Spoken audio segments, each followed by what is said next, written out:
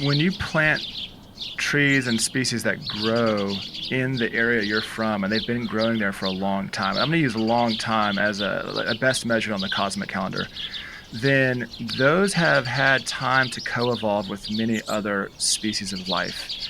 So that means that the caterpillars can eat from their leaves. Doug Tallamy has done a really good job diving into this. It means they're colonized by certain mosses and lichens. And, Robin Wall Kimmerer has an amazing book about it. There's so many people who've done all these deep dives into these parts. But in short, it just means it's going to support the most life. It can participate in the local ecosystem. Whereas a tree that's not from your particular area can't participate in an ecosystem.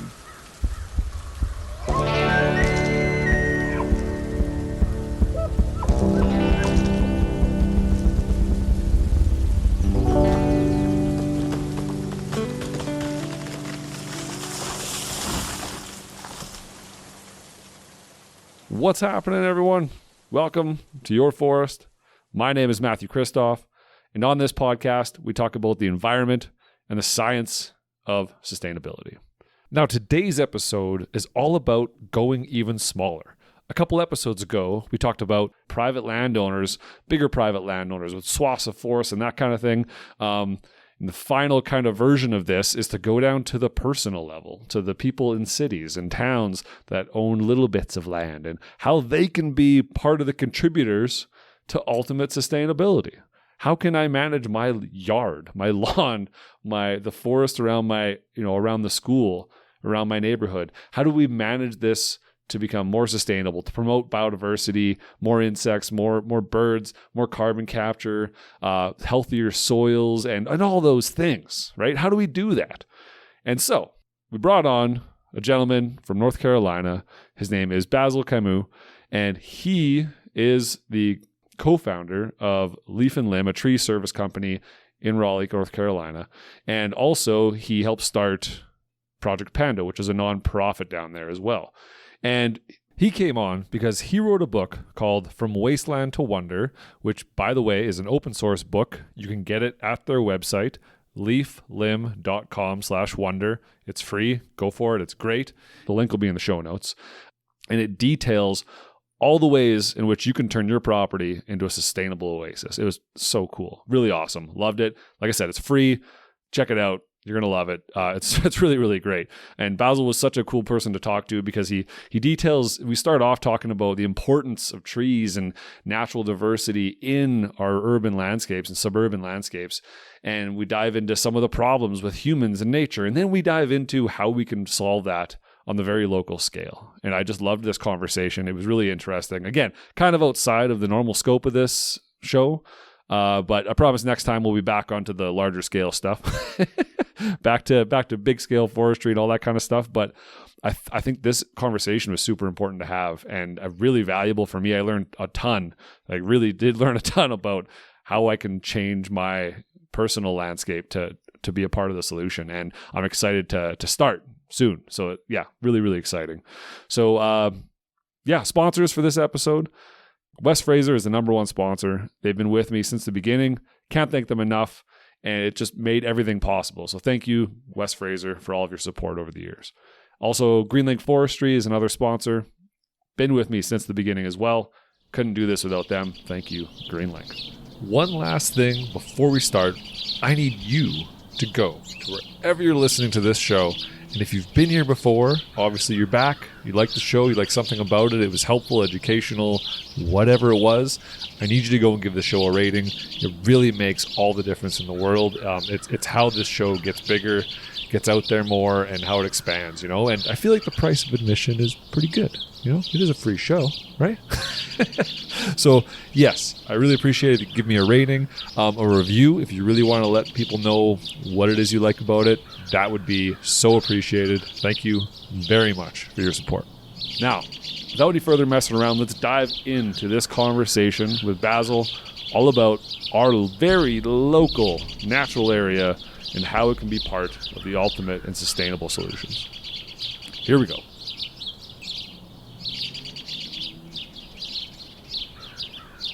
Thanks a lot for taking the time to do this. I'm very appreciative. And yeah, like I do with all my episodes, I want to get into you a little bit and your inspiration and who you are, why you're here. And the biggest question I ask is, why have you dedicated your life to, in this case, suburban forests and landscapes and their resiliency? Yeah. Well, first, thanks for having me. It's a huge honor to be here. I love your podcast. Thanks. And I got into this work originally. I really just wanted to be an entrepreneur. So I studied economics in college and I had a job, and it was a good job in that field, but it was not what really interested me. I wanted to be an entrepreneur and started a company with my dad. It was our first company, a travel company doing stuff in Africa. It was tons of fun, but Okay. for a variety of reasons, sort of had to make this life decision about whether or not I wanted to move to Africa full time to continue the business or stay here. And there's some other things swirling in the background. So instead, I decided, hey, my dad's got this other business, Leaf and Limb Tree Service, and I could join him over there and we could become business partners. And instead of working on this travel company together, we could work on a tree service together. Mm. And that's what we did. And this was back in 2009. We became business partners in what was then Leaf and Limb Tree Service. And it was very much a traditional tree service. Back then, we cut trees down, we cut branches off. We didn't even really know what a branch collar was back then. Okay. So we weren't great at pruning. And honestly, I didn't really have any connection to environmental issues or to trees or really, I mean, my only understanding of environmental issues was just the news headlines I heard every day and Right. just didn't have any personal connection to it. And quite frankly, I either, just depending on where you found me in my 20s and young 30s, well, not 30s, but especially 20s, I either just ignored that sort of stuff or I thought it was just political BS. Yeah. People are posturing for money and power, et cetera, et cetera.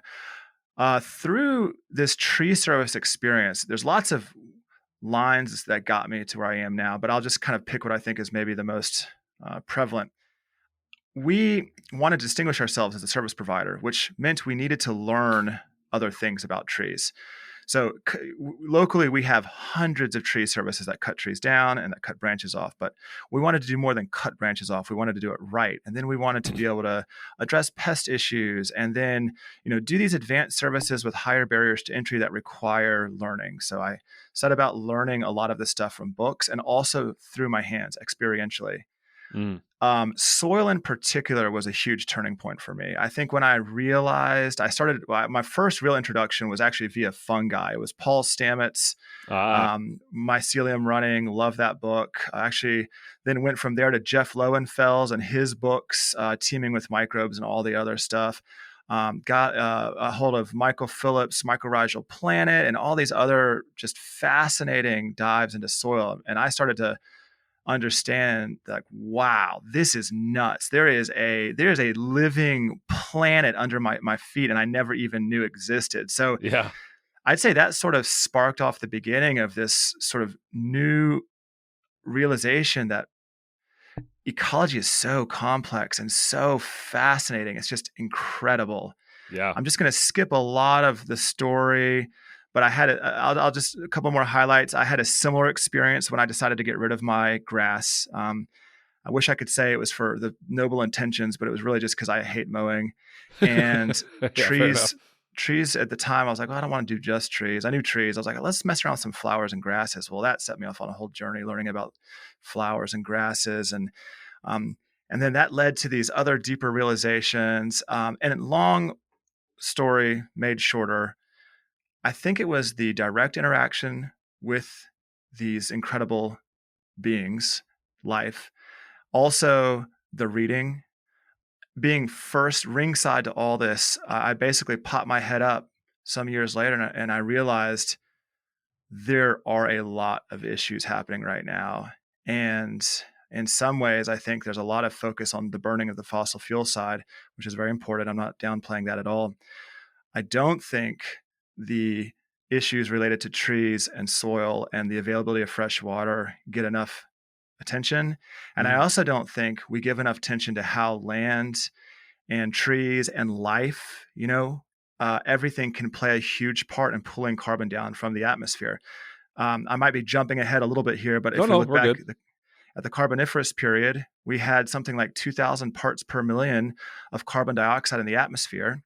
And then over millions of years, that dropped down to the mid 200s and stayed there a long time. And what was the driver for that? Well, the driver was this huge movement of carbon dioxide from the atmosphere into soil, life, and that happened via photosynthesis. So we have these powerful systems on this planet that if we could simply even just not continue to damage them, but better yet, actually help rebuild them, then we could attack the climate issue from both sides, which I mention that because it's a big conversation. For me, though, the bigger conversation is simply the loss of life. That's just what's really tough for me. So you asked why I do what I do. I think it's because I just genuinely love trees, ecosystems, life. I love spending time in a meadow. I love spending time in the forest. I love these things. And that's what brings me joy.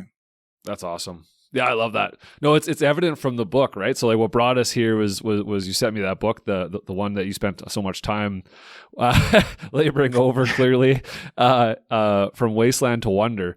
And it's open source, right? Like the online version is open source. Making it fully free.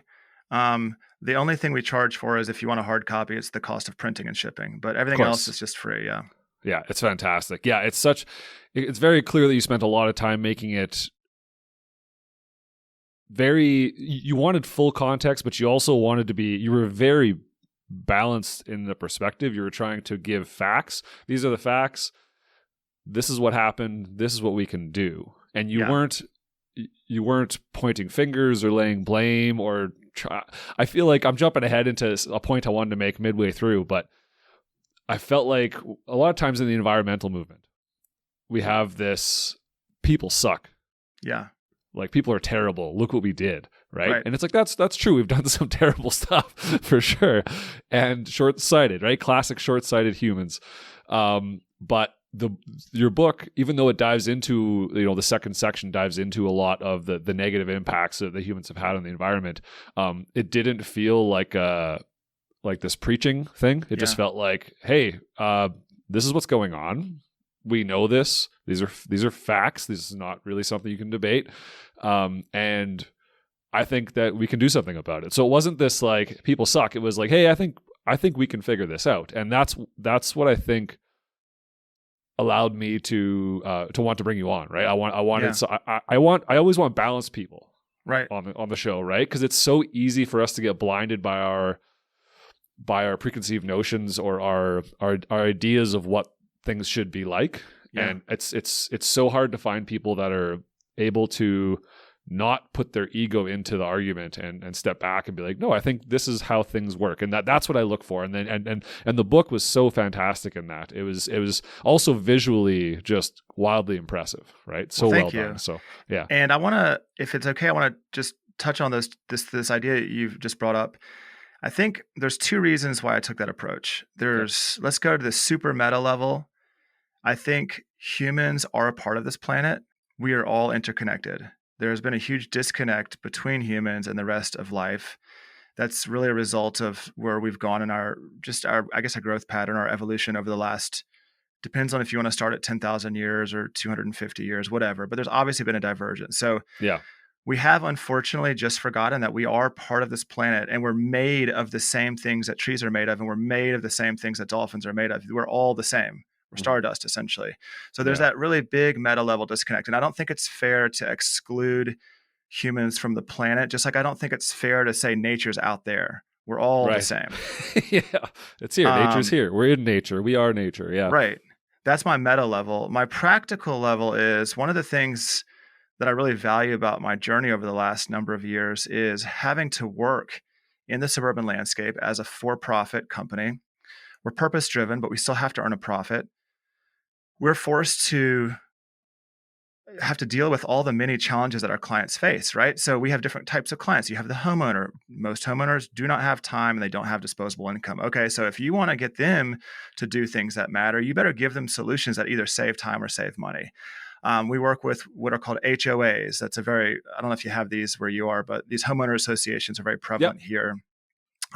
There you've got even more moving parts. You've got directors on the board and you've got sentiment in the neighborhood. And again, we're going to find limited budgets and limited time. So we've had to figure over the years, how do we create ideas that satisfy those parameters, but then also how do we win hearts and minds? Mhm. And I firmly believe that to win hearts and minds, it has to be implicit motivation. You can't wag the finger, Yeah, and that explicit motivation can take all these subtle layers too. So you really, in my experience, have to be very inclusive is maybe overused, but you've got to inspire people, not scare them. That's my personal totally. opinion. I totally agree. 100%. That's my biggest qualm with a lot of environmental organizations, especially NGOs, is it's just scare tactics. And you're Yeah, like, people are sick of it. They don't listen to it anymore. They're done. They're like, let's inspire. Like, it's good to point out the facts. There's scary stuff yeah, going on. That's exactly. true for sure. But let's not make that the motivator for change. Like, Yeah, I think, and I'm totally with you on that, right? It's just, it's overused, overdone, and it's a way to justify continuing to exist as an organization. You know what I mean? So I yeah, don't like that at all. So the inspiration and the, hey, we have solutions, right? Like, right. we have solutions. I think that's the other thing is there's a lot of environmental organizations out there that they offer the scare with no solution. They have no way to Yeah. fix it. They're just like, this is a problem and these are the people who to blame, and that's all they offer. And it's very problematic because it's troublesome. And I don't want to get into pointing fingers either, but I just like Well, that's no. why I liked Leaf and Limb and Project Pando, your nonprofit as well, right? And we'll get into more of Yeah. that later, obviously. But yeah, I found that so refreshing. And let me add, you bringing in these awesome layers that I just love talking about.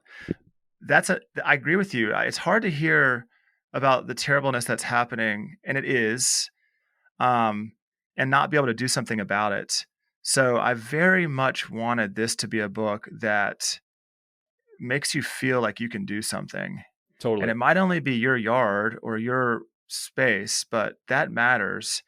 And the other thing I like to remind folks is, yeah, if we're talking just straight landmass, the suburban landscape is not a great place to start. I think in the US, I'm not Mm. sure of Canada stats, but in the US, it's something like 3% of landmass, maybe less. But policy making and laws and fundraisers and bonds and reform happen in these spaces. So it does matter a lot. Not only empirically, every little patch of land, it can be food for a passing monarch butterfly, but also this is somebody who votes with their money and votes with their ballot. Yeah. No, that totally makes sense. And that was going to be my next question, actually, was exactly that, right? Like, this is such a small, talking about people's lawns and their natural spaces in their cities and towns. It's such a small percentage of the natural landscape. Why should we spend so much time and focus on that, right? Even though Yeah. it's where we live, it's directly in front of us. But yeah, I think those are fantastic points. And to add to your point, and I think if you can make it personal, if you can add these, holistic or I don't know, nature-based kind of solutions in your and around your home area, then it's going to be so much easier to think about and apply them outside of that area as well. Right. Yeah. Absolutely. And I mean, I want to caveat everything. I'm going to make another statement about that, but I want to caveat everything by saying, mine is one approach, one idea. There's many Hmm. approaches, many ideas that are all good. So what I'll say next, I think, is my approach. Doesn't mean there aren't others, but for me personally, I think there has to be an experiential piece. It was a very important part of my journey. I think it's one thing to learn about something and then a second thing to experience it. So what I really hope is not only, and this is our sort of our theory of change here at Leaf and Limb and Project Panda, we do want to teach and we want you to engage in the work because that is what brings it all home. I think, like you said, being exposed to it, walking out of your back door, instead of seeing nothing, you see a ruby-throated hummingbird coming in, or you see all manner of ground bees or mason bees. We have so many native bees here in North Carolina that I didn't even know existed until I had a meadow. Oh yeah. We have tons of wasps that are just, I mean, yesterday I saw this wasp I had never seen that was just neon orange, top to bottom. I mean, it's just crazy stuff. So I love That's cool. that. Is just a lot of fun. Yeah. Oh yeah. No, absolutely. And it's reading your book, talking about how we can, reinvigorate our lawns and our green spaces around our homes and all that kind of stuff. It makes you sit. I'm like, it's spring here now in Edmonton, in Alberta, Canada, and everyone's just going to Home Depot. We're picking up our grass seed and we're picking up our flowers and we're picking up our stuff. And I'm like, oh, this is perfect timing. Like this is Yeah. good. Yeah. So I first, before we dive into the specifics of how people can, reinvigorate their suburban, you say suburban landscape. Yeah, So it's suburban and urban. I just Yeah. threw a slash and get them both. So that's what we're gonna say. Suburban. Yeah, there you go. Yeah, we'll say suburban landscape. Yeah. It's a really interesting idea. So before we dive into that, I want to talk about in section 1 of the book. So From Wasteland to Wonder, you wrote this book trying to help people in this suburban landscape, how they can manage their land and make it more native, make it more sustainable, help it sequester more carbon, help it be part of the nature-based positive solutions for change, right? And but before we dive into that, the section 1 of your book is what helped me commit to reading the whole thing. Because, and you talked about it a little bit, how we have, trees are responsible or photosynthesis is responsible for life on this planet, right? And right. and continued sequestration and all that kind of stuff. Yeah. So it was really, I want to talk about that love story of trees and vegetation. And I want you just to dive into it just a little bit and give us a taste of that and why it was important to put that right at the front of the book. Yeah. Well, in my experience, we all learned some basic earth sciences when we were in 8th grade or something, and then mostly forget it. And understanding some of these basic systems is so important. I'm going to put it in the context of environmental issues. Yeah. I think that when we have a full grasp of how these big systems work, it helps us understand why carbon dioxide matters, but it also helps us see where we're missing discussion. And I'm not saying this discussion isn't happening, but let me hold off on that for now. So meta level, you've got trees and other plants that do this incredible thing. They take sun's energy and they convert it into a usable format. And we could go all the way back millions and millions of years ago when it was just a bunch of rocks on this planet and an ocean. And when it would rain, the water would spill out. Over time, lichen made their way on land. And that's essentially this great relationship between two organisms. And this sort of paved the way for what happened later, which is trees and grasses and flowers. And what they all essentially do is, whether we're starting from the lichens way back when or trees today, they take that energy and they turn it into a usable format. And they feed life starting from the leaves and the twigs on their branches and from the sugars and other things that they push out of their roots. The fancy term is exudates. And everything comes from that. You're either directly eating a plant part or its exudates, or you're eating something that eats those things. Yeah. The other thing is, as they're pushing out all those exudates, they're feeding life in the soil, little teeny tiny life, fungi, bacteria, which feed other things. And we have a whole food web underground. When you have this robust food web underground, you now have this living ecosystem that we call soil. Mm-hmm. And soil is basically life plus sand, silt, and clay. If you just have the sand, silt, and clay, it's dirt. I mean, that's what I call it, at least. I love that part, that specific part where you're like, this is dirt, sand, silt, and clay, just like minerals that have broken down and made something. And then you have soil, which is that with the organic matter. And that was a great, simple, but like so clear way of putting that. I loved it. Yeah. And when you get the life, now you get structure in the soil because life has to move and it eats each other and it tunnels and they make all kinds of aggregates. And, we could go on about soil structure, but essentially life is what gives structure to the soil. Mm-hmm. Now we can think about the soil as being a sponge, which means when it rains, it holds water. So now the land's holding water, which, I don't know about your area, but we have so many issues with flooding happening in here in North Carolina. It's all related to development and agriculture because no water is actually going into the land. It's just rushing off the land. Right. But that's sort of a side topic because more importantly, by holding that water in place, it enables more photosynthesis. Trees need water to photosynthesize. So these are positively reinforcing cycles. So more soil, more water, more photosynthesis, more food. It's great. Well, guess what else is happening during this process? Trees are pulling carbon dioxide from the atmosphere, and they're using the carbon to make their own structure, but also they're feeding it out into the soil. And it's in the leaves. So when an animal eats the leaves, it also is having some carbon. So we see trees just sending carbon out freely. And there's some fascinating case studies about how much carbon life itself holds, meaning like whales and otters and you name it. So Yeah. I like to think of trees as this pump that is not only feeding the planet, terrestrial planet, I should say, but also pulling carbon from the sky. We could even think of it as a 3D printer, and it's printing life. It's just all kinds of interesting analogies, but that in a I love nutshell is that. how the system works. And well, I'm not going to skip to section 2, but that's the nutshell of how this system works. Yeah. No, I love that. No, that's where we're going next, is section 2 of the book. That's exactly what I was, you gave this, section 1 was just this love fest of like, look at how amazing life is, and the fact that this is real and this exists all because of something like photosynthesis, right? It just provided everything we needed for life to exist on Earth. And it dives you in. And then you spent section 2 talking about how we mess things up, right? Right. And that was, I feel that was necessary, as much as it is like, the sky is falling. It's also not. It's also like, look at this is what's going on. And I didn't find you were putting emphasis on one or the other more or anything like that. It was very factual and just like, this is going on, this is going on, this is going on.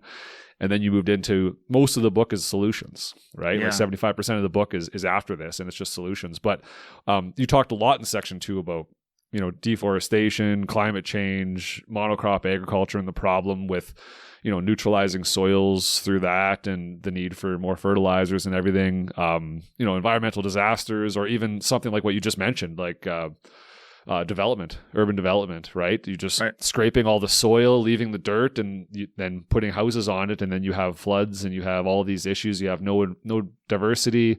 You kind of scrape the life off in favor of grass and non-native trees.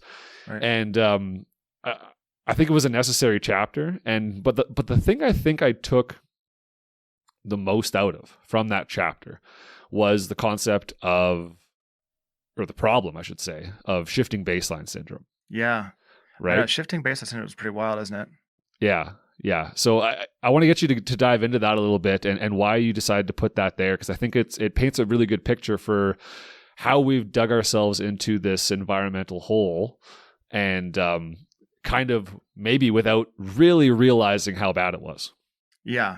So you sort of alluded to this already. In this section 2, I basically go through that same set of systems again and explain how we're breaking them. And it's pretty dramatic. You start to think about the scale. I think the scale is, I cited this one fact about how in just the 1900s, we've farmed 1 billion acres of land to complete exhaustion. And this is barren now, just crazy numbers like that.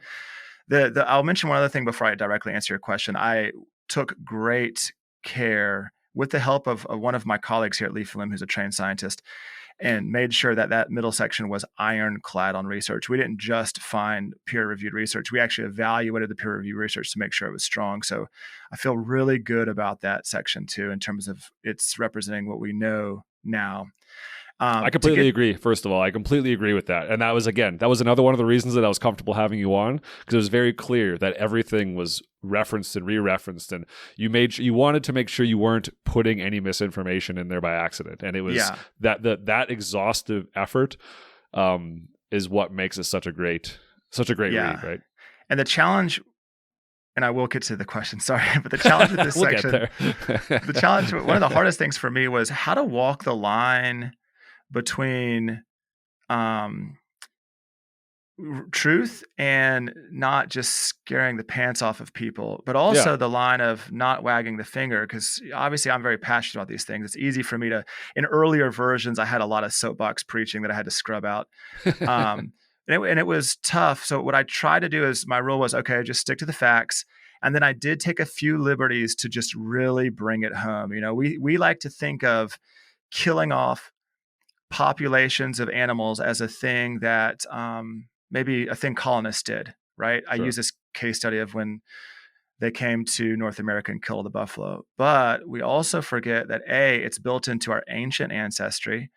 We've actually been killing megafauna since the day we burst out of Africa. And we've been altering ecosystems for at least 50,000 years by killing megafauna, their keystone species. But then I also wanted to bring it back home to today. You know, people don't realize we're doing the same thing today to tuna. That's the example I use. We're decimating tuna in the exact same way that we decimated buffalo 200 years ago. And I like to think about, I always try to put myself in other people's shoes. And I imagine if I was living in Europe, in France, maybe in like 1850, and I wanted a nice buffalo cape, I would never have thought twice about the fact that No. we're decimating buffalo. Much like today, we go sit down and have some sushi and we don't Yeah. realize like, oh, we're decimating the tuna population so we can have the sushi. So I wanted the reader to know that both it's a long human issue and it's a near-term human issue. We have not transcended this at all. Mm-hmm. But Yeah. going to shifting baseline syndrome, it's the idea that there's a mismatch between geological time spans on this planet and human time spans. The pace at which Earth moves and evolves is very slow. I Mm-hmm. love the cosmic calendar. Love it. It's Carl Sagan's idea, and then Neil Yeah. deGrasse Tyson sort of remade it, and it's phenomenal. It shows this planet like on a one calendar year. Big Bang is at January 1, and then today is December 31. And on that calendar, it wasn't until like, I can't remember the exact number. I want to say like 10 p.m. on December 31 when humans showed up. Yeah. And then Something it like was that. something like, 5 seconds before midnight that we've cut down half the world's forests. So because we only live 70 or 80 years if we're lucky, we don't actually get to see the impact that we're having across time. So each generation is born into this reality that it thinks is normal. And so we look out our window and we see these landscapes and we think, okay, that must be how landscapes look. But the truth is, they don't. We Yeah. have a little bit of insight into what they maybe looked like in some of the most remote of places, maybe northern Canada and Alaska. But truth is, even there, I mean, Yeah. humans have likely altered the planet in some ways we can't even begin to appreciate. And then we die, and our kids, they have the next baseline, and so on Yeah. and so. And then even like if our great grandparents could come back, they'd say, "Oh my goodness, this is what is happening, y'all." But we just can't Yeah. see it because our lifetime's too short relative to geological time spans. Oh, I get it all the time. My example that I always use is hunting, and I grew up in northern Alberta in a small town, and I remember listening to my dad and his friends talk about how there used to be mule deer everywhere. It was just mule deer all over the place, right? And you're like, oh, that's awesome. And it's all whitetail deer there now, right? There's no mule deer, and now for like someone growing up there now, they're like, oh no, it's just whitetails, there's no mule deer, it's just whitetails. And it's like that just happened in my lifetime. And like when I Yeah. look back onto, like you said, right, hundreds of years or back to pre-colonial times, like yeah, there's a huge mismatch to, I was born and I think that the forest that exists in my childhood is what forests should be like, period. And we forget how it's changed over time as a result of human impact. Yeah. It's funny that you mentioned that. It was either The Once and Future World by J.B. McKinnon or Dan Flores wrote the book Wild New World. Both really good. They're on this topic. And one of them actually pulled the records from marlin fishing competitions in the Florida Keys over the past, I want to say like 100 years or 150 or something. And even just in the brief time that we've been keeping photographic records, you see a drop in the size of the prize winning marlin. And whichever of these two books it was also pointed out that when you look at paintings from the Renaissance and other earlier times, and they'll do like spreads of fish and animals sort of on the table, they're always larger. And it's Mm-hmm. not because they were exaggerating, it's because the species were still bigger back then. We just hadn't hunted them to such exhaustion yet.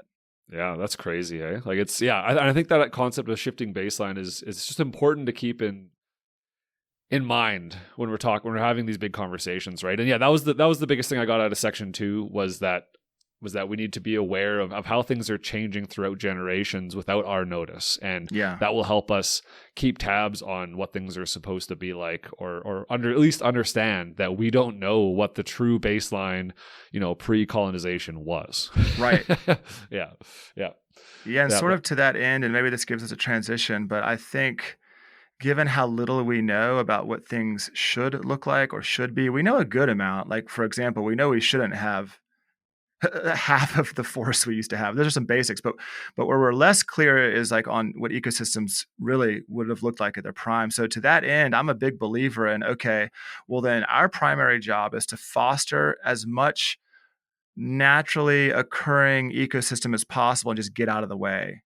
Totally. Yeah. Yeah. Less management is more. And this is really sort of the underpinning of the book, which is let's work with natural systems, less trying to control the system, more just flow with the system. It's going to produce a better outcome, most likely, at least in this context of environmental issues. And the real kicker, and again, this goes to the practical aspects of what I'm trying to accomplish, you will likely save time and money. And for Absolutely. me, if we're going to shift paradigms, it has to be cheaper or easier than the status quo. If it's going to require more money or more effort than the status quo, it has less likelihood of becoming the new status quo. Yeah. The bottom line is in the Western world and the human world nowadays, money is everything, right? So yeah. I mean, I don't love this idea. Of course, I wish we could reform economy, but my lane is this small little sliver, which is people in their yards in the suburban landscape. And on that, hopefully I can do something. I doubt I'll be able to like change quarterly earning reports on New York Stock Exchange, but I'd love to. Yeah. No, Give me a magic wand and I'll do it. Yeah. No kidding. Eh? Well, that gives us a good transition into your expertise, right? So into the purpose for that book, and why we're here today, right? And to try and give people some insight into how they can help change the landscape around their home and in their local area to be part of that solution, right? So, first of all, let's start off with what are some of the biggest issues you have with the suburban landscape, and yeah, what's the problem, and yeah, we'll get into solutions next. Yeah, totally. I'd like to answer that. And I want to just add the caveat to folks who are maybe listening and wondering how this applies to forestry. And I would just emphasize sort of 2 points. One, I would love for us to be able to get away from the idea of, say, forestry is out there or nature is out there and we're here. Everything truly is interconnected, even the suburban space. The second thing I would say is just going back to my policymaking piece. I do think the more we can get people connecting with trees and connecting with flowers, the more they're likely to support good plans. You've had many guests who, and you yourself, y'all have talked about just amazing sustainable forestry options. And I know this is a really hot topic right now. And I think where it's headed next, at least based on listening to you and your experts that you interview, is that now it's a matter of getting this into policy and getting this into Yeah. practice. Yeah. And to that end, having political support from more people in the suburban space, which is where most people live, these are good things. And to that Absolutely. end, this book will support that, because ultimately what I'm trying to do is reconnect people with natural systems and the things that live with us. Yeah. So I would say, if I was to sort of put some big buckets on what I think are some of the biggest problems in the suburban space, I'd say um, we aren't planting enough trees. We are cutting down too many mature trees. Unfortunately, so many of these trees are either cut down for making new development space, or just, I mean, many people here in Raleigh and surrounding cities will just clear cut their yard because they're scared of the trees. So many of these decisions to cut these mature trees down are done so based on fear. And I Yeah. attempt to really get at that. Like, don't cut it down for these reasons because, X, Y, and Z, these aren't really reasons. I'd also say this whole idea of trying to maintain, okay, fun facts from the book, and people can read this later. There's more of them, but the number one crop grown in the US is grass. It's ahead of corn. Is that And wild? we spend 1/3 of all publicly available water on irrigating our grass. We use hundreds of millions of tons of gasoline to mow these spaces. And the mowers that we use don't have EPA regulations like cars do. So they emit a lot more pollution and carbon dioxide than cars do. And then we hundreds of millions of tons of fertilizers, pesticides to manage this grass. I mean, it's crazy, the facts. And then we get to the very end. Okay, well, we're really enjoying that grass, aren't we? Nope. 10% of Americans actually spend time in their yard. So this is just not a good system. We Yeah. we can do much better. We can turn that whole thing on its head And by the way, one of the things that I'm very cognizant of is the industry professionals out there, because I am an industry professional. None of this means that we have to go shut our businesses down. It just means we have to evolve. It's what we did at Right. Leaf and Limb. I think lots of other businesses can do the same. You can still have a business model and still make money. It's just a different model that works with natural systems instead of against them. And then I'd say after the trees and the grass, I think probably our biggest category of just sheer and utter waste and destruction would have to be fertilizers. It Oh, okay. is just Hmm. bottom line, it's a scam, the whole thing top to bottom. And then Yeah. closely hot after that would be all the chemicals we're using, to the fungicides, herbicides, miticides, pesticides. Give me all the sides. These are the things that are being poured out in the space every single day. So sort of, I'd list it in more or less that order, some of the big categories. Yeah, that makes sense. Well, funnily enough, that's pretty much the order I have that we want to discuss them in. So that's Okay. perfect. So you dive into this. You said there was a new approach, right? And it's simple. And I loved how simple you made it. Just like basically a one-liner: increase photosynthesis, build soil, and that's the mindset. So if you go whatever you're doing, if you're doing one of those two things or both of them, then you're moving in the right direction. And I love that. So how is it that simple? Um, of course, I'm oversimplifying. Of course I you are. would Yeah. say, I would say that was another challenge in the book, is how to Yeah. keep it simple and usable without getting too complicated. Here's what I'd say about those two. If you do those two, you're probably three-quarters of. So that's like Okay. Pareto efficiency, right? That's like Right. you could spend 20% doing those things and achieve 80% of the results we want to achieve. And it really can be that simple. Again, if we're just going, and this is why I have section 1 in the book, because we just go back to the basics. Photosynthesis means more carbon being pulled down. It means more soil being built. It means more water being held in place. It means more life happening. So photosynthesis. And then I always have to kind of add the soil with it, because the two are so interconnected. And it is actually possible to increase photosynthesis but continue to damage soils. We see it in the suburban landscape. So I like putting those two together. If you get those two, I would say you're doing 75% of the things you can to address biodiversity, but also carbon, stormwater, water availability. I'm going to stop with one last little idea that many people may not realize, but we're Okay. potentially in the midst of global water crisis right now, and it's really, really scary. We talk a lot about oil, but Hmm. not enough people are talking about water crisis. As we speak right now, Mexico City is in a really perilous situation. And every single year, we'll get 2 or 3 stories. Last year, it was Turkey. A few years ago, it was Cape Town. I think Cape Town was like within a week of running out of water. People had to go take baths in the park that were monitored by police so you didn't use too much water. I mean, these are That's crazy. water availability is, to me, one of the scariest things happening right now. But all that to say is water availability is part of this as well. And when you have deep, rich soils, it can hold that water versus letting it run off. And now the water can percolate down to our aquifers. Yeah, that's interesting. Yeah, we're fortunate in a lot of places in Canada in that we don't really run into that issue, right? And so I think it's good for us to be reminded of it, right? That the rest of the world is dealing with this on a regular basis. Yeah. Yeah, it's a huge problem. So to that end, increasing photosynthesis, building soil, I mean, best place to start is planting trees. Right. And Of I course.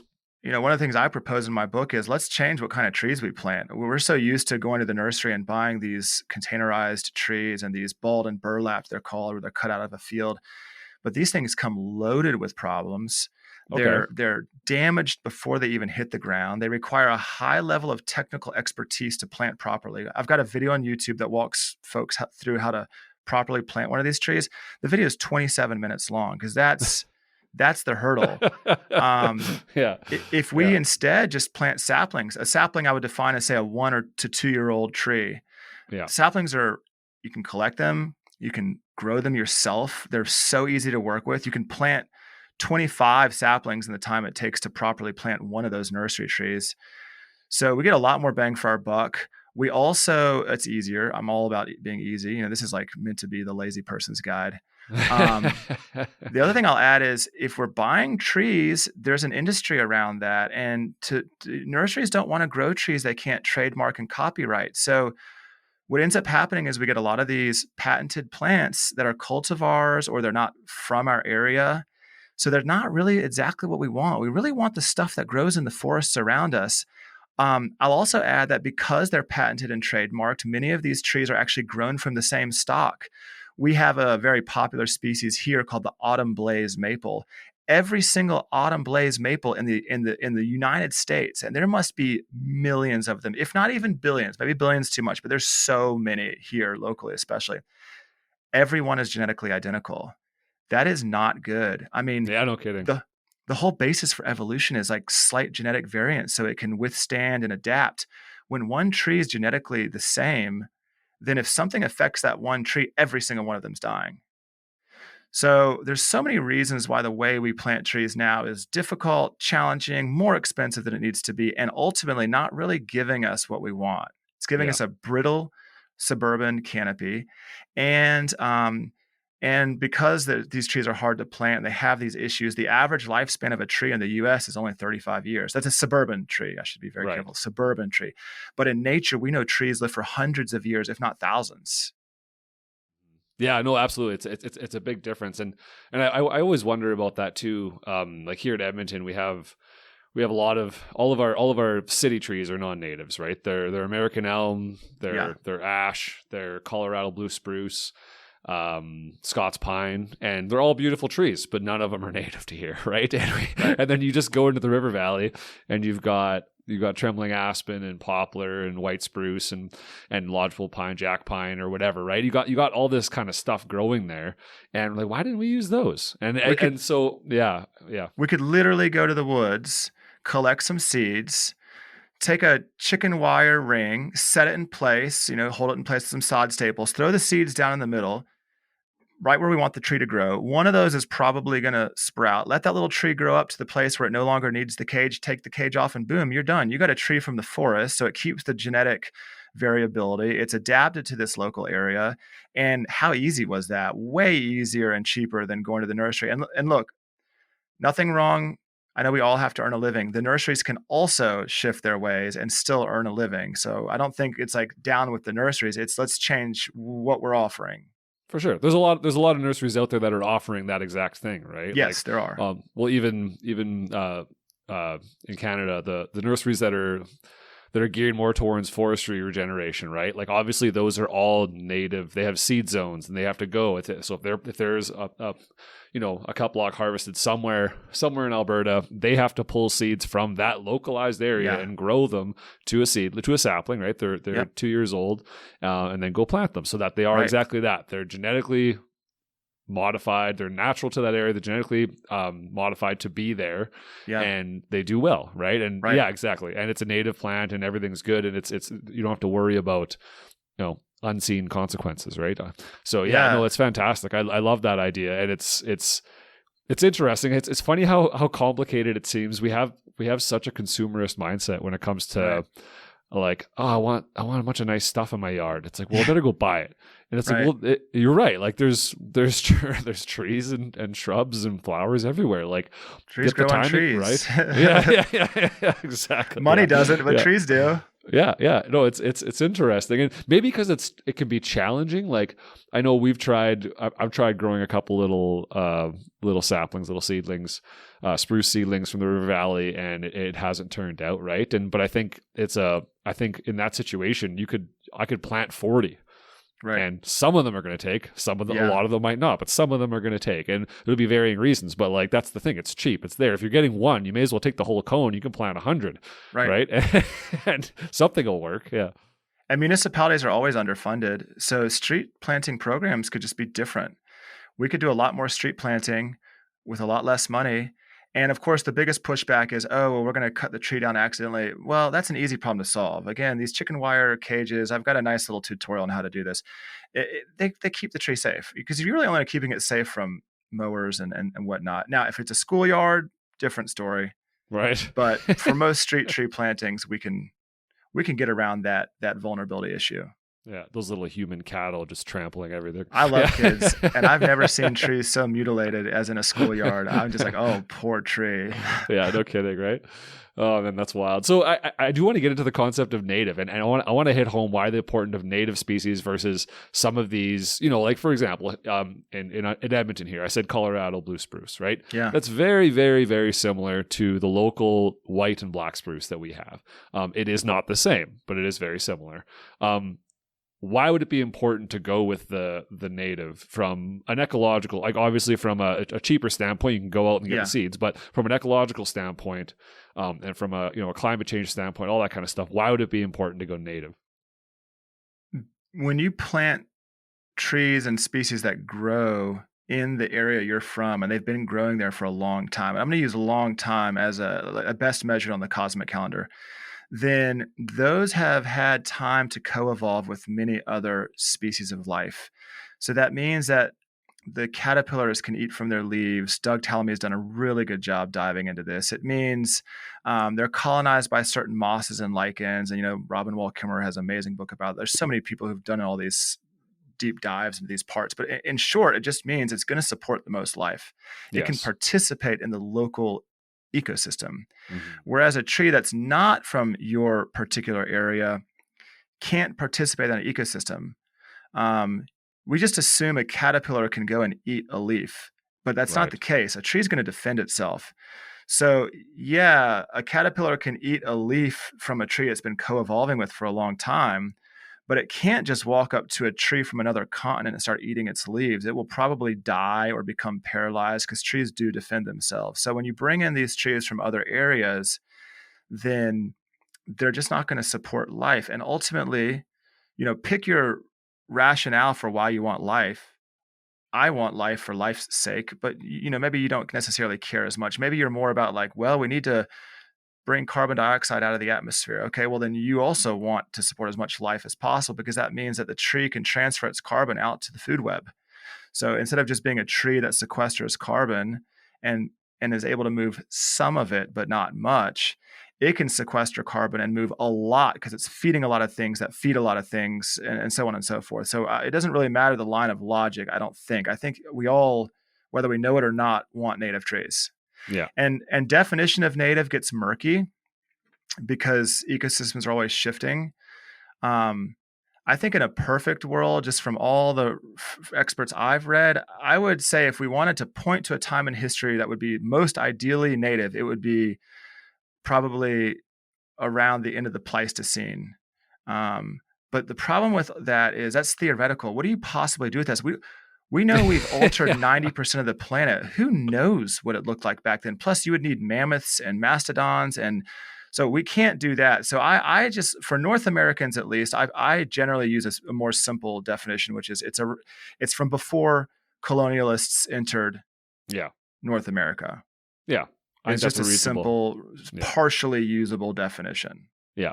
No, I think that totally makes sense. You go back far enough and there was probably who knows what kind of trees, palm trees growing in Canada. Like it's who knows, right? So like so native currently or native to the recent past. Yeah, for sure. Yeah. I think people understand what you mean by that, right? They mean don't go out and buy a Scots pine from England and plant it in yes. all, Yeah, exactly. Totally. Yeah, exactly. So cool. So I do want to talk more about the So for example, like I said a couple of times, Edmonton, we got all these American elms. It's the biggest population of American elms that are, unscathed by pests in North America, I think, north of a certain latitude. But and we have all these ashes and Colorado blue spruce, and they're not native. So what about them? Are they, in your opinion, are they problematic? Is this something that needs to be replaced? Or are we just like, no, just leave them and let's add to?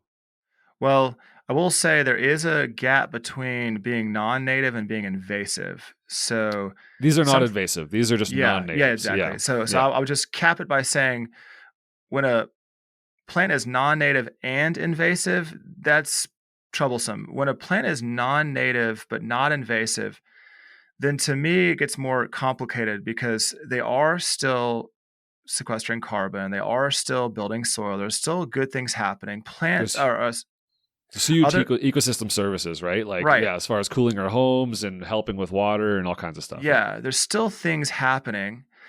Um, I think it probably, in my opinion, becomes a scenario where leave it until it's time, like something changes, and then we need to put in new plants or add plants, and then we go native. Or maybe, I mean, it's hard to say without like the specific context of the Of site or course. the project, but maybe if budget allows, it might make sense to start replacing some of that with native ecosystems or plants that are from that area.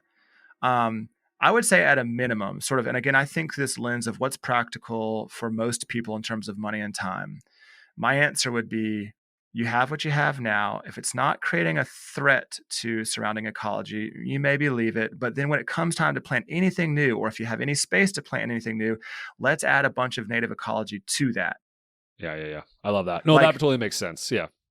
for example, in the US, I'm sure it's similar in Canada based on your earlier hunting story. We're getting crushed by white-tailed deer. They're Mm. devastating forests. There is no longer a future forest for much of North America because the deers browse so heavily. There's no wolves to keep their populations in check. So there are efforts being made here locally to either hunt deer out or at least bring populations down and or restore native understory ecology. So it might be, depending on what these forests look like, maybe we leave these big trees, but if there is an understory, a lack of an understory, and there's attempts made to bring the deer populations down, well, then that's when we use this opportunity to bring lots of native understory ecology back into play. Yeah. No, that totally makes sense. Yeah, and like to some extent, yeah, like the white-tailed deer situation in Canada is somewhat like in the States, right? Like, so the white-tailed deer tend to come with people, it seems like, right? They made their way north as people made their way north and kind of displaced the mule deer. Some would argue temporarily as they're starting to come back in a lot of places. But I think the big difference, fortunately, in Canada is that we don't have the same, just the pure scope of like urban sprawl and the same amount of private land versus public land. Like, we got a lot of public land, so it can be managed as a conducive unit, whereas there's a lot of private land. So, one parcel's this and one parcel's that, and there's not a lot of continuity there in the States, and that's troublesome. And then also there's just been a huge effort to promote as much white-tailed deer as possible to try and promote the hunting industry, right? And I'm a hunter. I'm just saying it's about to me, I'm not interested in promoting just game species. I want to promote sustainability for all things. And that means that sometimes you're going to have no deer, or not no deer, but you're going to have a dip in the deer population, and that's a healthy system. That's what's supposed to happen. And so we're fortunate that we're not being crushed by white-tailed deer. We do have a lot more than I would subjectively say that we probably are supposed to have. I don't know that for a fact, but it's still definitely something that we need to consider for sure, without a doubt. Yeah, so native ecology, that's a practical way. Put it back when you have available space, or make some space, throw in some understory trees over a bigger tree. Yeah, totally. No, that makes sense. Just like, let's not get rid of what we have until maybe it becomes a reasonable thing to do, and we want to replace it. Let's replace it with something new. It gives me an idea. I have some road construction going on behind my house. I'm right along a main throughway, and there's a green space there in between us, but they ripped out a bunch of trees they didn't need to rip out, and they were mostly non-natives. And I'm not sure if they're going to replant, but when they do go to replant, or if they do, I'm definitely going to sit back and harvest a few thousand aspen fluffs and and you get can those into the soft soil. Absolutely. Why not, right? The city might not like it, but whatever. They'll figure it out eventually. Yeah, that's hilarious. Yeah, I just love the idea of doing exactly that, like going behind my house and just planting a bunch of seeds in the already existing green space amongst the non-native, non-invasive species, and just see what happens, right? Like, who knows what kind of little forest you can make there just behind your house, right? It's incredible. And I mean, the cool thing is maybe, you're not really wanting to just do seeds. Some people want to actually have a tree in hand. It's easier to give away and things like that. It's easy to grow saplings. Mhm. I give a model in the book for how you can make a very simple, what's called an air pruning bed. And you can load that thing up with seeds and it's going to grow these little saplings with these beautiful roots. And you can have a whole bunch of your own trees or give them away to friends, family, that kind of stuff. It's so easy to grow trees. Yeah. No, I love that. And yeah, and the book details that, right? Like that's Yeah. all in there. Yeah. Yeah. So that's, and again, open source. So people can just Google, right? From wasteland to wonder and it'll pop up. Right. Yeah. Yep. Perfect. Yeah. That's awesome. So it's a free resource for everybody. And that's great. All right. So I feel like we've nailed trees pretty good. We understand what we need to do there. Let's plant more of them, use saplings, native species, all that stuff. So the other half of your very simple Yeah. one-liner, increase photosynthesis. And I guess there's more to it than just trees. There's the shrubs and there's the grass, and then there's the Getting rid building of soil. bonds. Yeah. But let's talk soil for a second. Yeah, I Let's do think soil. Yeah. soil is just really about just some simple things. Everything in that soil either is eating exudates from plants. So let's, see the first point, plant more trees and grasses Yeah. and flowers. Um, but it also, a lot of that life is relying on what's called organic matter. And organic matter is just something that was once living that's now dead. So that could be a leaf. It could be a squirrel carcass. It could just be something, whatever. There's so many Yeah. things that are organic matter, just this Yeah. big giant bucket for stuff. Yeah. So Yeah. our objective then is make sure we're feeding the soil, exudates or organic matter. And the only other caveat is don't smash it. I heard you talking about this with one of your guests with forestry management. And yeah, it's true everywhere. Don't smash the soil, meaning don't drive big bulldozers across the top and heavy trucks and et cetera.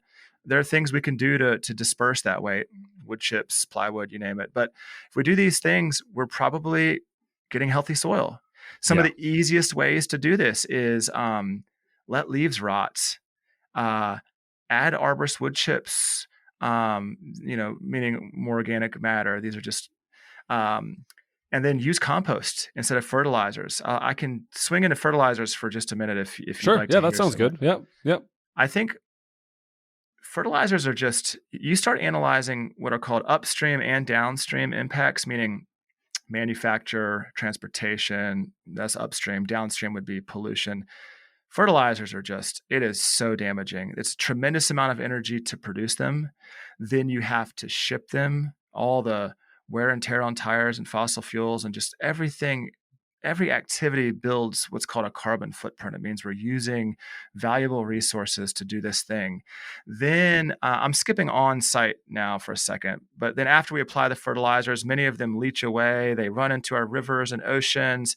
We have dead zones down in the Gulf of Mexico, the size of entire states.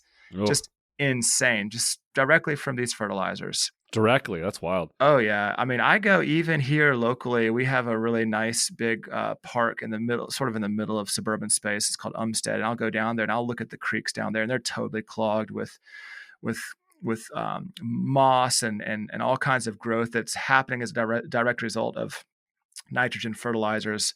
The big culprit, of course, is agriculture, but we're talking about the suburban space right now. Yeah. Yeah. Yeah. Yeah. Then we get to, so that's sort of upstream, downstream. So a lot of waste, a lot of energy on site. The real kicker is it doesn't actually help our plants. Our plants don't know what to do with this. They're like, what are you giving me? I've been doing this for millions of years. What I really need is I need some fungi to go out and I need them to extract minerals from the sand, silt, and clay and then trade some minerals with me and I'll give them carbon. Like that's how it's supposed to work. And we soak the root zone with these nutrients thinking like, oh, okay, well, we're feeding the tree. Well, it's not this linear thing where you could just feed a tree. It's not like Yeah. Yeah. you put dog food in the pan and the dog eats it. Like trees get their nutrition indirectly. They get it through the relationships they've developed with other life in the soil.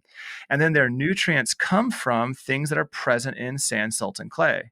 So when there's life is breaking down the sand, silt, and clay, and it's sharing it with the tree. It could be a trade, it could be a mutually beneficial whatever, but it's happening. It's all there. So we're all this waste for an ineffective thing when instead we could literally just be feeding the soil and the tree with compost. And compost could be as simple as rotten leaves, just that simple. Doesn't Yeah. have to be any more fancy. Or, one of the little games I like to play on my own property is I have a rule: no carbon leaves my property. If it's carbon, it stays. So Okay. whether it's grass clippings or it's branches, I make a brush pile with my branches. A lot of cool habitat will use that. All my log sections and big branches, I'll make a log stack. Again, more life loves log stacks. If it's grass clippings, and I should say I don't actually have any grass, but I have these Piedmont prairies. I call them their native meadows. So if it's my stalks that I've cut out of the meadows, or everything from the kitchen, it goes in just this pallet situation in my back property. It's just 4 Yeah. pallets on their end. They form a little receptacle. I dump everything in there. Mm. And A, I love the fact that no carbon leaves my property. And B, I love the fact that over time, this pile just turns into this black, rich amazingness. And I will take that and I'll sprinkle it on my favorite trees, or I'll put it in a liquid solution. I'll just put it in some water and pour it around my trees. There's so many ways I can use it or not use it. Yeah. But the point is, it's cheap, it's easy, it's using existing waste streams, and it's way better for the trees because I'm feeding the soil. And if I keep the soil healthy, they'll keep the tree healthy. Yeah.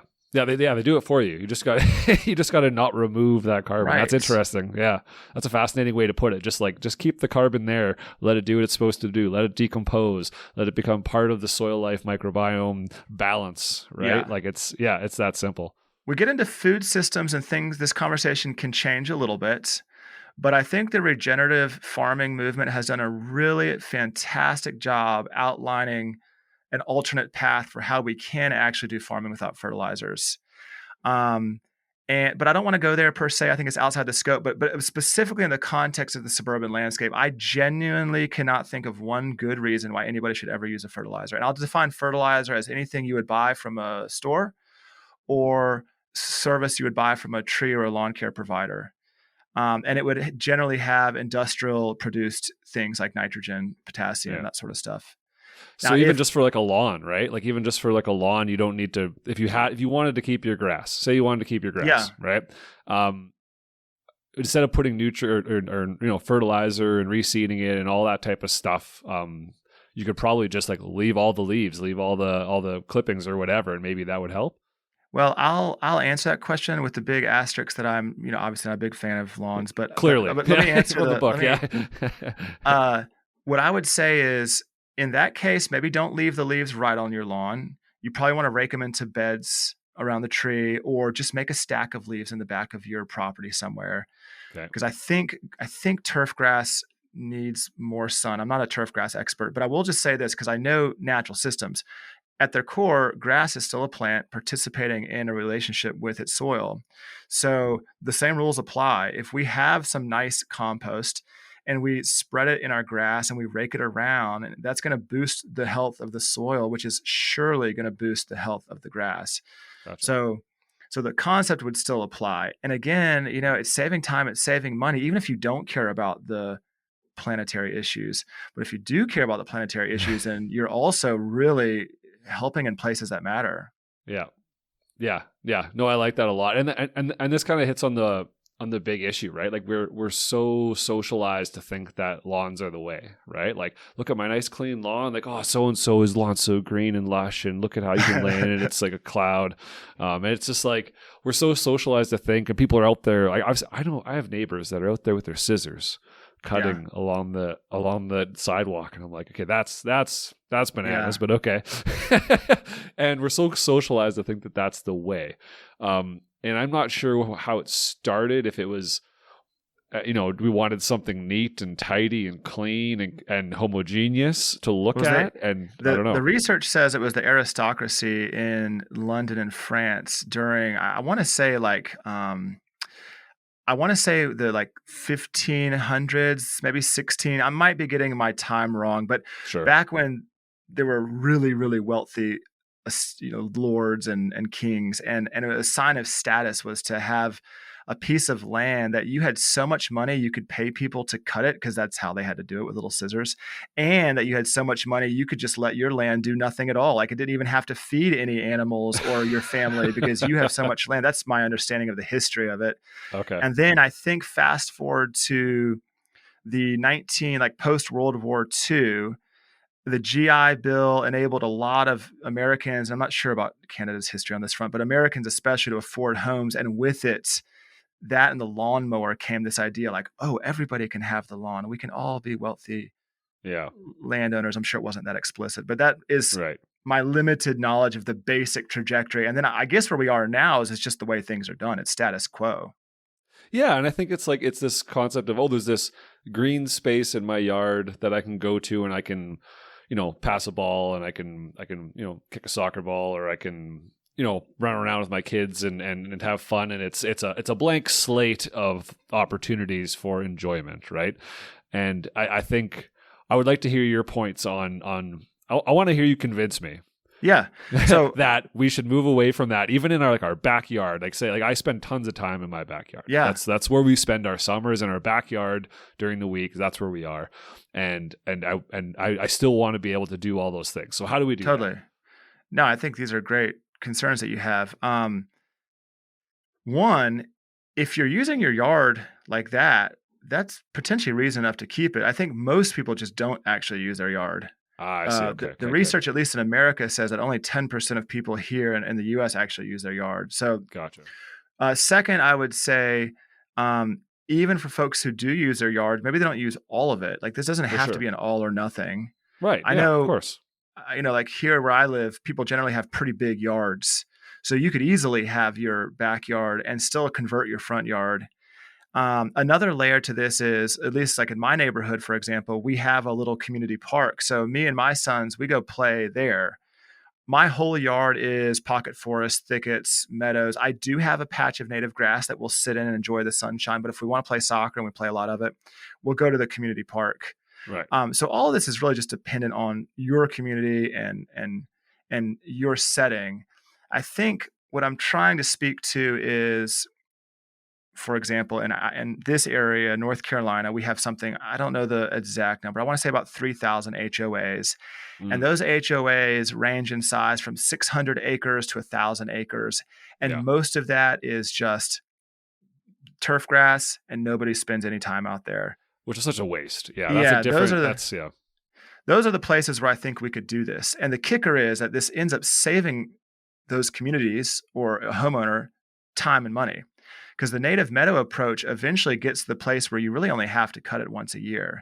So especially, that's another line of argument, to all the people who love watching Sunday football and don't want to have to go mow their yards. Well, let me point to the native meadow. That will give you lots of football watching time. So there's different ways to enter the conversation. I'll also add one other thing. In my book, I push the idea of planting meadows from seed, because I think that's something most homeowners can do. I think when you start using plugs, these sort of like plants that come in trays, that's getting into the designer territory.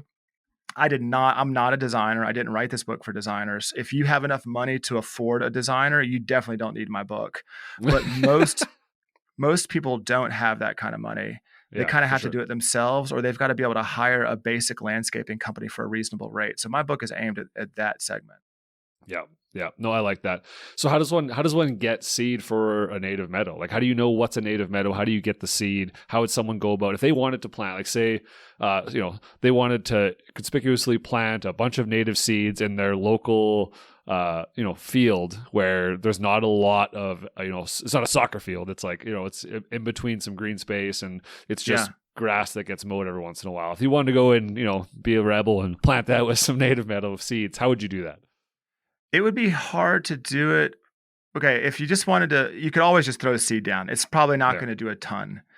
Ideally, we'd have permission to go in there and actually kill off the existing vegetation. And I know this is obviously glyphosate, big taboo, depends. I will say, I think as with all topics, glyphosate is not black and white. There are shades of gray. And I wrote a very long piece, again, well backed by research. It was linked in the book about when and where I think it actually does make sense to use glyphosate. And I would say, in the context of ecological restoration, which this is that, Yeah. it makes sense because it enables us to actually be able to have a meadow. So ideally, we'd be able to give that existing vegetation a douse of glyphosate. It dies. Then we'd buy seeds. For us here in North Carolina, we have a couple of providers based in North Carolina, and then we have there's a company called Roundstone Seeds based in Kentucky that actually grows for our state. I think for each state and province and country, you'll have to find your local seed providers. But I know, for example, sort of nearer to you, there's some awesome companies in the Minnesota area. That's Okay. actually sort of the epicenter of this movement, in my opinion, is coming out of Minnesota and sort of the upper Midwest for us. Okay. I'm sure you probably have seed providers near you, so you'd get Oh, yeah. get a blend from them. Now, if you're real savvy, you can go collect your own flower seeds. That That's sounds like a a lot little of work. more. It's complicated, yeah. Yeah. So you get your seed blend, and then when the dormant season begins, so winter is coming, you would sow those seeds. I usually recommend doing some vegetation control, like a jute fabric, so it doesn't wash away. And then essentially what you're doing for the next 2 years is you're just mowing, same as you would a yard, Mhm. but the intentions are different here. We're trying to mow so that we get sunlight down to our young little flowers, and so we keep all the weeds from going to seed. Mm. And after a couple of years, we're able to let that meadow go, and boom, it can take care of itself. It's a self-sustaining community for the most part. Mhm. Unfortunately, with the rise of these invasive plants, we do have to check for invasive plants regularly. But Okay. aside from that, these are tight-knit communities with interlocked roots below ground and different layers above ground, and they're able to ward off most general weeds because Yeah. they're such a strong community. So describe a meadow to me. What does a meadow look like? If someone's trying to imagine, like, what's a meadow? Yeah. Like, A meadow can be lots of different things. It could be taller than you are. It could be shorter than you are. We grow meadows that are max out at 2 or 3 feet, and we have some that are 6 to 8 feet. But whatever the height, it's going to be just a bustle of life. You're talking about beautiful flowers blooming throughout the year. You're going to see all kinds of insects. Probably one of my favorite things, and we're actually going to do this this growing season. We want to record the sound just sitting in the meadow. It's just so alive. It kind of reminds me of going to an airport a little bit. There's just so much happening, and there's things taking off and landing, and there's cool stuff outside. Like, whoa, what is that on the tarmac? There's just stuff happening. And then even in the winter, when everything finds a place to sleep in the stalks and in the land and even those dead winter seed heads are so beautiful, in my opinion. If they get frosty or snowy, and then you'll have, depends on your birds, of course, but we have goldfinches that'll swoop in late summer and eat seed heads. It's just really fantastic. And I live in the middle of Raleigh, so life is not as robust as I would like for it to be. But I did have my first great horned owls visit the site last year, which is really cool. That's awesome. So yeah, it's just a hub of life, and it's beautiful. Yeah, I love that. That's really, really cool. Yeah, and that's in my head. My brain immediately goes to like birds, right? If you're increasing the amount of insects and general biodiversity in life, you're going to have a lot of native bird species visiting your site that aren't going anywhere else. I have also the only bats in my neighborhood. They swoop in Wow. they'll start soon. And every afternoon, I've got a whole group of bats that are eating, and they are not anywhere else because I'm the only one that has food. Yeah, I'm also where the fireflies come from. I don't know how it is where you are, but here fireflies are, of course, going endangered and extinct, depending on the species. And that was an iconic part of my childhood. And I'm glad that my kids get to see fireflies. that's cool. Yeah, we have them down south. Southern Alberta has some, but it's nothing like down there. Yeah, or nothing like what it used to be down there anyways, I Yeah. should say. Yeah. Yeah. No, and I think that's the biggest thing when I think about, okay, convincing someone to convert their property, like say they just have a house, like a normal house in the middle of town. They got a little front yard, little backyard. convincing them to convert it into some kind of metal, right? It's like, okay, well, what are you using it for? Make sure that it's Yeah. right for you and that this is the right application for what you're hoping to achieve, right? Yeah. And like you said, it's not an all or nothing thing. Maybe if you still want some yard because you're using it for playing soccer or whatever, but you can plant along the fence. You can plant along, more native trees or little native meadows along the edge, sticking out a few feet or whatever. Right. Like I think every little bit matters. Every little bit counts to helping invigorate that soil and invigorate the landscape, right? Yeah. And you can find, for example, we're here where I live, we're within the monarch butterfly's flight path, Mm-hmm. and their populations are near extinction. They rely on Mm-hmm. what's called butterfly milkweed. So let's say you live in my neck of the woods and you don't have much space. Well, maybe you just plant some butterfly milkweed to help the monarchs. It can be little. Yeah. I'll also say this. This is sort of speaking more to people who are already convinced by these ideas and want to figure out how to convince other people. I think the most Sure. impactful way to convince other people is to actually plant a demonstration area. Yeah. We do this. We in the early years gave away free meadows so people, because seeing and experiencing is definitely the sell. You can talk about it and you can see the photos, but when you arrive, it's like, whoa, I want this. Yeah. So that's another way, especially if you're a policymaker at a city level. I mean, find some parks and do this, and then put educational signs around it so people know what they're looking at. Yeah, no, I just want to reiterate how nice it is to hear somebody that's so tangible. Like these are tangible ideas that you're like, listen, like, yeah, let's just try to do this. Let's just plant some seeds. Let's try to let things rot. Let's let nature do its thing in our natural spaces in and around our homes. And one of the other things that you were talking about, you mentioned pocket forests. Yeah. Yeah. What is a pocket forest and how do I get one? Yeah. Essentially, I talk about planting saplings as sort of the easy entry point. And then for people who want to take it a step further, you can plant a bunch of saplings and create these little pocket forests, essentially. I also think it's a great model for planting thickets. So I don't know if it's like this in your neck of the woods, but here lots of people want privacy. And privacy plants tend to be the same 5 species planted in a row.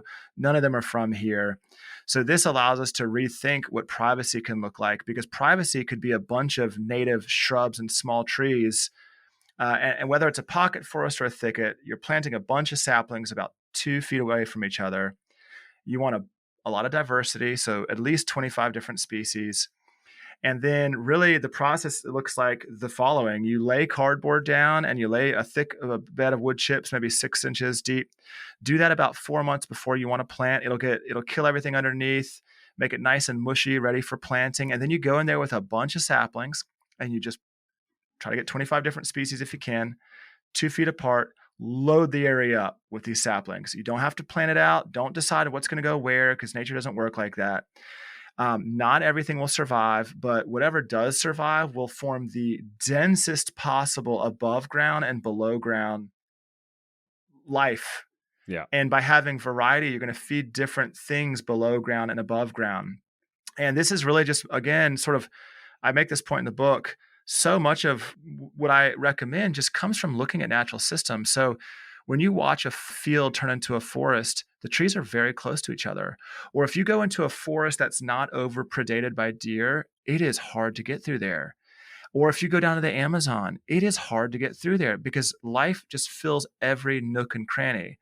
So this is that idea, fill every nook and cranny. And the payoff is not only do you get these great benefits, more life, more soil, more water retention, but truthfully, it is actually easier to manage a pocket forest than it is to manage traditional trees in that same space. Like if we're imagine like I don't know, like a 500 square foot front yard. Many clients would say, hey, I want you to plant maybe 1 or 2 big trees and a handful of smaller trees in that space. Well, you can do that, and you'll have to maintain that bed forever. There's always going to be pulling weeds, and there's going to be, if you're like a lot of HOAs, you're going to be spraying chemicals forever. And I don't agree with spraying glyphosate in that context because we're not taking any steps forward, At least with ecological restoration, we might take a step back by using a glyphosate, but we're taking 5 steps forward. Well, if you're just spraying a bed forever, there's no steps forward. So you get stuck 100%. in this maintenance trap, and if you convert that idea to a pocket forest, after about the third year, this thing becomes self-sufficient. You don't have to do anything in there. There's no adding wood chips. There's no pulling weeds. It is a closed system. I love The only that. thing you're gonna have to do is prune the edges, but you have to prune, even if you were planting 2 trees, you'd still have to prune them. So that's pretty similar. Yeah, I love that. That's a cool idea. Yeah, it's funny how simple it is to let's just let there be what they're supposed to be, right? Like let's just do that in these areas. Why not? Like why not do that? It's so simple. It's doable. It's tangible. It's cheap. It's just requires a little bit of time and a little bit Yeah, of forethought, right? Like it's totally doable. it Yeah. is. And what I like in these systems is you can jump past ecological succession. So if you were here in North Carolina and you watched a field turn into forest, some of Uh-huh. the earliest species would be various pine, poplar, elm, and then those eventually give way to later succession trees like the oaks and the hickories that we have here and the beeches. With this model, you can just bypass that early succession and get straight to those other trees, which tend to have higher ecological value, meaning they feed more species of life. And we like to load them up with lots of oaks. Mhm. Again, Doug Tallamy has just done awesome research showing how great the oaks are. And then lots of cool understory species and shrub layer. It's really fun too. Yeah. I love that. No, it's so doable, right? And the book is such a great resource for breaking these down exactly how, like, you go into everything from like, this is how you prune, not like this, and this Yeah. is why. Use this tool, not this tool. And you go into like such uh in-depth detail, and it's clear and it's step by step, and here's your why, here's the proof, and Yeah. it's just everything is so well done. And so, and like you said, I think you said it was a 400-page manuscript, and you dumbed it down to 100 pages with lots of big Yeah. pictures and bright colors. So I feel like when I was reading it, I was like, this is like a picture book for adults, like just a kid's I, book. Like it's I like there's a know. little bit of text and a big picture. Yeah, yeah, I wanted it to be accessible. Like reading should yeah. be a good, it just needs to be something you want to do. Unfortunately, look, I'm a huge reader. I love reading. I know you've been reading because I just got the Boreal Forest in the Face of Climate Change, and this is Oh, like right. the fact that you just read that like on a whim. That's so you're an avid reader, but not everybody is an avid reader. And I wanted to make this really accessible for people who might not enjoy reading. And Sure. I even integrated the QR codes, which you probably saw, so you can I actually did. scan it and then get the video tutorial on how to do it. So if I still recommend reading the instructions, but at least getting to see the video in addition to reading Yeah. makes it all the much easier. Absolutely. Yeah, no, I did. The one QR code that I remember scanning when I was reading was the one you're talking about, your opinion on the uses of glyphosate and that kind of thing, right? Because obviously, Yeah. like in the boreal, glyphosate is something that is used on a prescription basis to try and get conifers back as a result of some, it's basically that when we harvest, there's a disturbance that is a non-natural disturbance. So there's non-natural problems that come with it, right? And so obviously, but this is something that's in debate currently in the forestry world, and people are discussing whether or not it'll continue. And Yeah. so, but I loved reading your nuanced opinion on it, right? And listen, and just knowing this is not black and white. There's a lot of rules and regulations that need to go into this, because like it can be absolutely very dangerous done improperly or without care, and like there's a potential for all kinds of things. But I just loved diving into it, knowing this is someone who has done the research and thought Yeah. about what's real, not what do I want, but what's factual, what is actually going on. And so I love the fact that you had those QR codes in there to provide more context and more detail, and it's so well done. And I think to that end, we need to talk about Project Pando. Obviously, Yeah. that was quite the cool. I remember watching the video explaining what it is and all that kind of stuff, and it's a really cool idea. And so, yeah, what is Project Pando? How did it come to be? All that kind of stuff. Project Pando is a nonprofit that we started, and it's funded by Leaf and Limb. And it essentially came from our work with local nonprofits, especially the nonprofits in the tree planting space. They're often limited by their budgets on what they can actually buy. And then their volunteers don't have the technical expertise to properly plant trees. And then even when they do, maintenance, particularly watering, is a real challenge. So Project Pando sort of tries to solve all three of those at once while also doing more. In a nutshell, what we do is we engage the community to collect seeds from native trees and shrubs. And they bring those seeds in, and we work with volunteers to get them processed and planted. We do have several full-time staffer, one full-time staffer, and then some part-time help at Project Panda. Everything else is volunteer driven. We plant all those seeds in air pruning beds, which produce these beautiful little saplings that I was alluding to earlier. And then Yep. we give the trees away to the community, ecological restoration projects, other nonprofits doing work. And what we're doing is we're making trees free and abundant for the nonprofits. We're engaging the community in working with plants, which has been really amazing. It can be a transformational experience.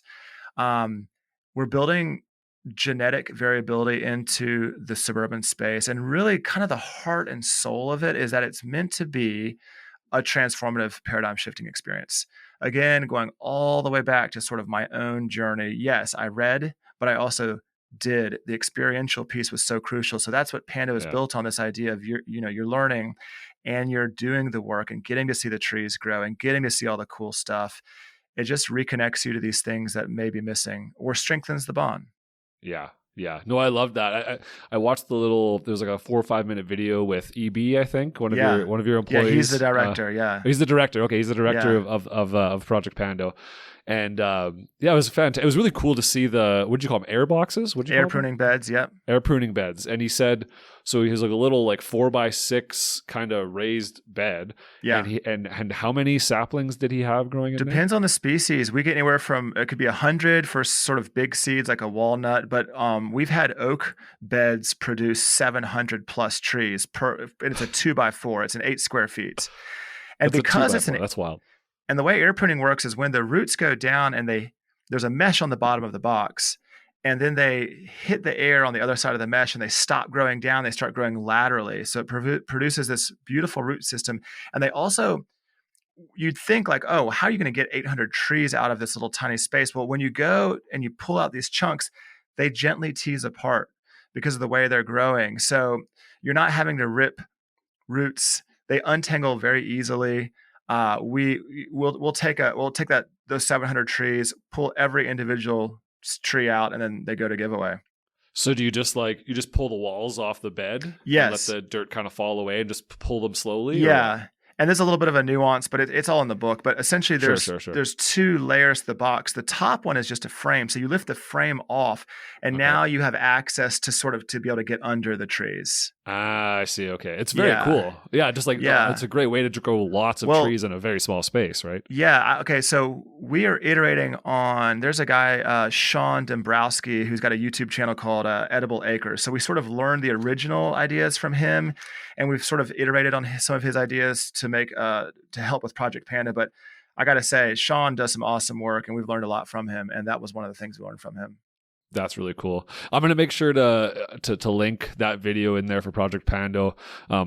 Mostly I'm saying this because I have to remind myself to remind my show notes person, Malvika. And you know what? I haven't said Malvika's name. I haven't said thank you to her on a podcast yet. And she's been doing this for a few years now. So thank you, Malvika, for all of your excellent show notes and great writing. I really appreciate it. And yeah, she'll help me throw some links in there. And if you have any specific links you want to throw in the show notes, shoot them my way and I'll fire them off to her, and we'll make sure they're in there for people to link into. And obviously the book will be one of those links once it's ready to go, right? So I love this idea of Project Pando. It's great. Yeah, we want, I'll go a little bit meta. There's so much money and efforts being aimed at reforestation right now. You've got the United Nations Billion Tree Initiative, the Trillion Tree Initiative. There's like lots of money, especially here in the US, flowing to these efforts. But the problem is we don't have the plants to be able to do the work. Yeah. There's some native nurseries out there, but not a ton. You can't buy native seeds. So you get into these projects and there's no plant material. So the reason we're making this open source, especially Pando, is we want everybody to take these ideas and run with them.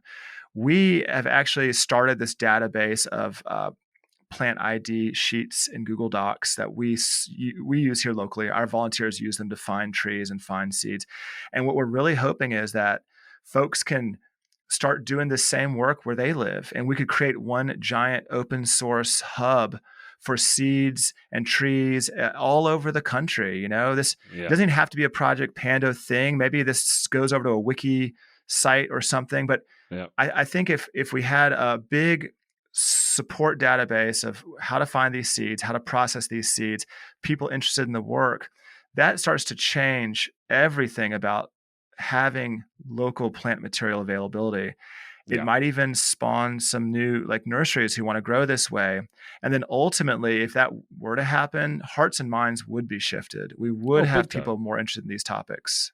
Big time. If it's made available, if it's easy, you know what I mean? Like if you can go to Home Depot or wherever you are, if you can go to Walmart, you can pick up a bag of meadow seeds.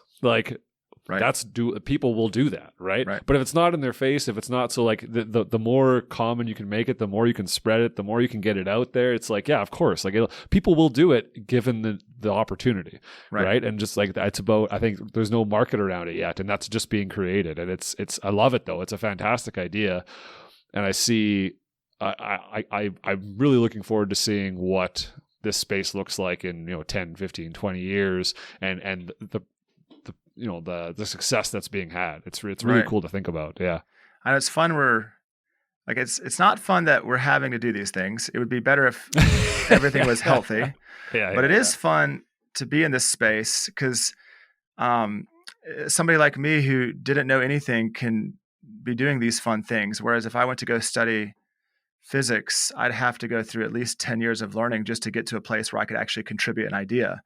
And it's fun to be able to contribute an idea just being a layperson. I don't know if that sounds dumb, but that's just, I don't know. So I'm grateful for that. Yeah, no, absolutely. And I wouldn't say that you're a layperson. I'd say you've done a lot of research and a lot of learning, and a lot. I would say you're an expert in this field without a doubt, right? But I know what you mean. Like the traditional education and traditional Western ways of learning, and having that acronym behind your name that somehow adds weight.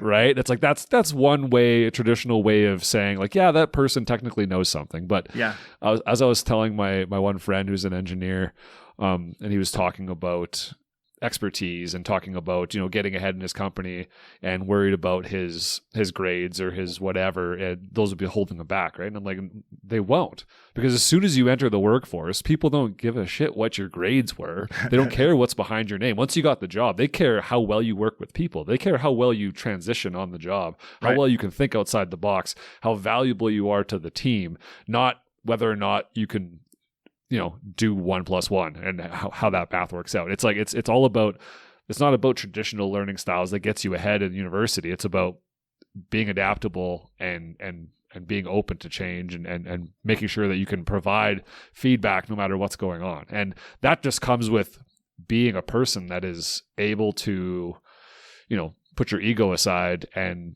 try to learn as much as possible, as often as possible. Yeah. Yeah. And if we're sort of sticking in this industry vein too, I think one thing worth noting, we in the tree care industry and then the adjacent landscaping industry have a very hard time recruiting and hiring. It's just been a real challenge. I believe that. Yeah. And this is definitely a US phenomenon that's just been tough. But I think as we start rethinking what these industries look like, people would actually be more interested in this sort of work. Who wants to ride a lawnmower all day and spray herbicide versus tending to a native meadow and getting to see new bees or whatever, birds coming in, or leaf and limb. We used to cut down a lot of trees. Well, not nearly as fun as what we do now, which is we go up into trees and care for them. So now you get to see this living ecosystem up there, and you're up high in a canopy and there's shade. So I am excited that maybe we could do industry different. We could do landscaping different, tree care different. I think we can still have these industries, but we could be the Loraxes of the planet, or at least of the US and Canada, versus people who are adding harm. Yeah. Not thinking about the future, not thinking about the other people, the other lives, the other values, right? The animals and the trees and everything, just sustainability, true sustainability, right? That's what we need, and that's what we're pushing for. Yeah. Yeah, Yeah, and I I love guess that. to any employers and landscapers and tree care guys out there, I guess my hook is it's way easy to recruit. We have no problem recruiting at Leaf and Limb right now. It used to be really hard, but Yeah, now people, I mean, come flocking in wanting to do this kind of work. There is a thirst to be able to do some of this kind of work, and there yeah, aren't many avenues. You know, if you're somebody who wants to help heal the planet, where do you go? There's a yeah. handful of nonprofits, but there's not much.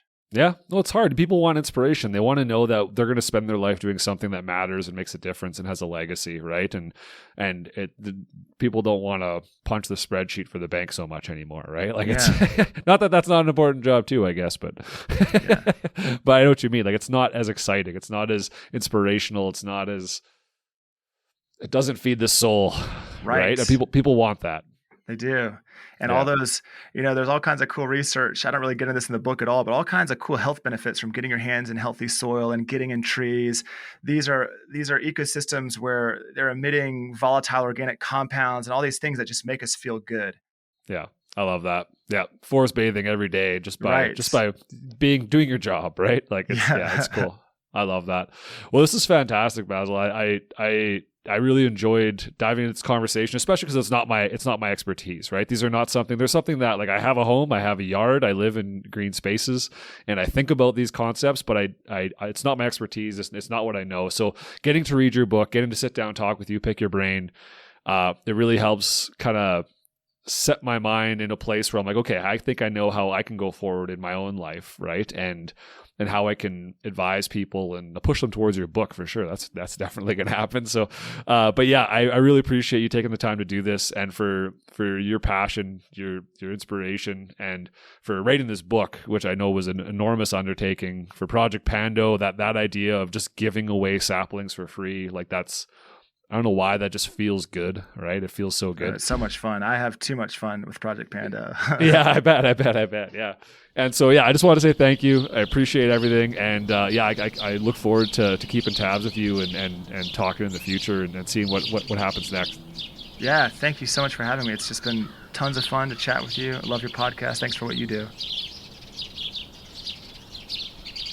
Thanks so much for listening. Wasn't that dope? That was awesome. It's so much outside of my area of expertise that I really appreciated having Basil on to go into this, because I know nothing about urban forestry or urban landscapes. It's really outside of what I know.